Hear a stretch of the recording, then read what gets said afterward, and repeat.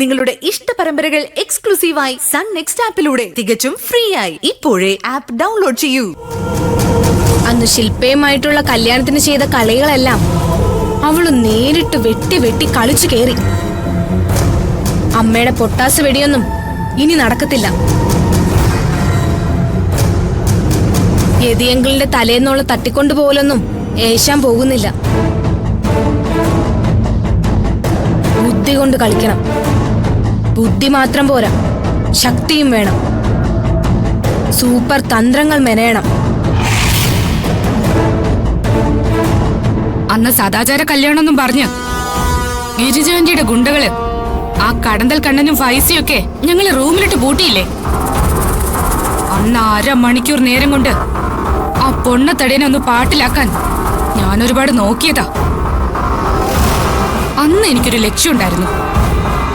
ആ 1/2 മണിക്കൂർ ഒരുമിച്ചുണ്ടായിരുന്നു എന്ന് പറഞ്ഞ് ഒരു ഗർഭനാടകം കളിക്കാന്ന്. അതിന് രഞ്ജിനി ആന്റിയുടെ ഫ്രണ്ട് ഡോക്ടറെയൊക്കെ മണിയടിച്ച് പറഞ്ഞുറപ്പിച്ചു വെച്ചിരുന്നതാ. ഇത്ര പെട്ടെന്ന് കല്യാണ നിശ്ചയമൊക്കെ തീരുമാനിക്കുമെന്ന് ഞാൻ അറിഞ്ഞോ? ഇനി നമ്മുടെ ഈ കളിതമാശ കൊണ്ടൊന്നും ഒരു കാര്യമില്ല. ഇനി വേണ്ടത് ഒരു ഇമ്മീഡിയറ്റ് സർജറിയാ. നമ്മുടെ മുന്നിൽ ഇനി വളരെ കുറച്ച് ദിവസങ്ങളേ ഉള്ളൂ. യെസ്, ഞാൻ എന്റെ 1-2 ഫ്രണ്ട്സിനെയൊക്കെ സെറ്റാക്കി നിർത്തിയിട്ടുണ്ട്. ഇടഞ്ഞ കൊമ്പന്റെ കണ്ണിൽ തോട്ടി കൊണ്ട് കുത്തുന്ന മിടുക്കന്മാരാ.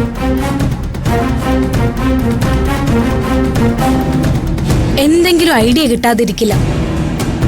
എല്ലാത്തിനും കള്ളും കാശും കൊടുത്ത് കല്യാണത്തിന് ഹൽദിക്കും എല്ലാം കൊണ്ടുവരണം. അവന്മാര് കലക്കിക്കോളൂ ഈ കല്യാണം. അതെ, ഒറ്റ കൈക്കൊരു മാർഗമുണ്ട്. അതിനുള്ളൊരു ഐഡിയ ഞാൻ പറഞ്ഞുതരാം. ഈ കല്യാണത്തിനെ നിന്റെ അമ്മ വിചാരിച്ചാലേ എന്തെങ്കിലും കാര്യങ്ങൾ നടക്കുള്ളൂ ശ്രേയ. പക്ഷെ ഒരു കാര്യമുണ്ട്, എന്റെ അമ്മ ഒരു കാരണവശാലും ഒരു കാര്യങ്ങളും അറിയരുത്.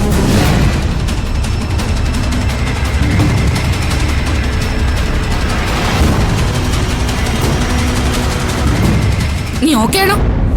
Okay, done done.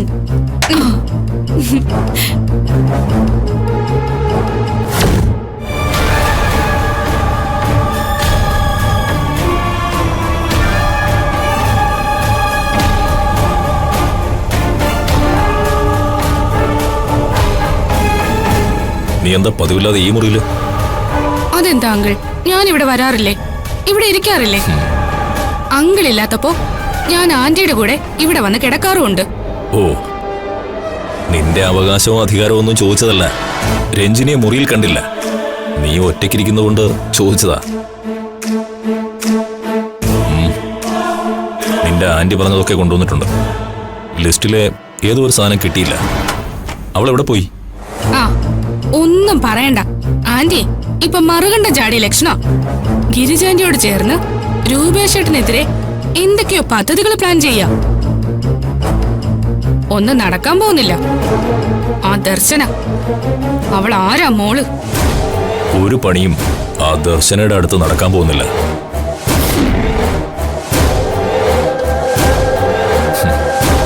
ഇനിയുള്ള കാലം ഇതുപോലെ കഴിഞ്ഞു പോണമെങ്കിൽ ഏട്ടത്തെ അനുസരിച്ച് ജീവിച്ചേ പറ്റൂ. എന്തെല്ലാം പയറ്റി, ഓതിരം കടകം മുതൽ സദാചാര കല്യാണം വരെ എല്ലാം ചീറ്റിയില്ലേ? പിന്നെ നിന്റെ ആന്റിയുടെ ഒരു മറുകണ്ടം ചാടല്.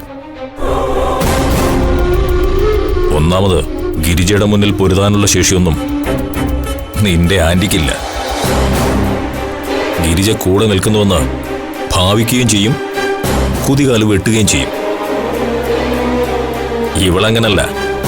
ഇളിച്ചോണ്ട് നിന്ന് കൂമ്പുതോരൻ അരിയാനോ അല്ലെങ്കിൽ അവിയൽ വയ്ക്കാനോ കൊള്ളാം. ഗിരിജ അങ്ങനെയല്ല. ഒരുപാട് കളരിയിൽ പയറ്റി തെളിഞ്ഞവളാ അവൾ. നീ ഇവിടെ ഇരിക്കെ.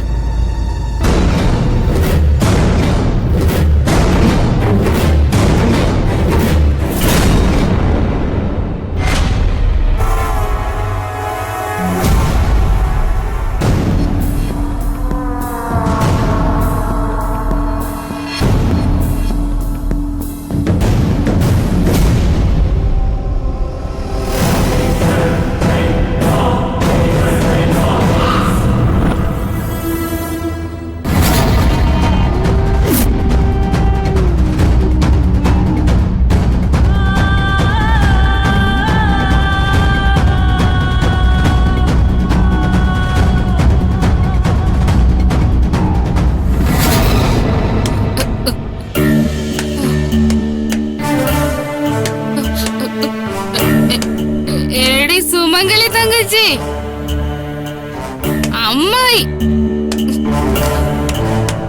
നിങ്ങള് വലിയ കോലത്ത് കെട്ടിലമ്മ ചമഞ്ഞേ അകത്ത് കേറി ഒളിച്ചിരിക്കാതെ മര്യാദക്ക് ഇവിടെ പുറത്തോട്ട് ഇറങ്ങി വാ.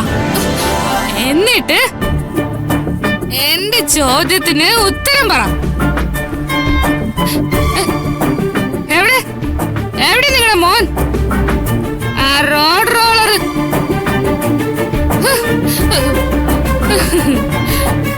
നിങ്ങൾക്കറിയോ, ഓർമ്മ വെച്ച നാളെ മുതല് എന്നെ കെട്ടാന്ന് പറഞ്ഞ് മോഹിപ്പിച്ച് എന്റെ കയ്യിന്ന് ഉണ്ണിയപ്പോ പാലപ്പോ കളിപ്പാട്ടങ്ങളൊക്കെ പിടിച്ചു വെച്ചവനാ നിങ്ങളുടെ ഈ മോൻ രൂപേഷ് സുന്ദർ. ചക്കരമാവിന്റെ തണലത്ത് പണ്ട് അരിയും കറിയും ഉണ്ടാക്കി കളിക്കുമ്പോ പഴുത്ത മാവില് നീ വട്ടയില് പപ്പടായും വെളുത്ത മണ്ണ് ചോറായും കളിച്ചപ്പോ ഒരു ചെമ്പരത്തി മാല കെട്ടി എന്റെ കഴുത്തിലിട്ട് എന്നെ അന്നേ ഭാര്യയാക്കിയവനാ നിങ്ങളുടെ മോൻ.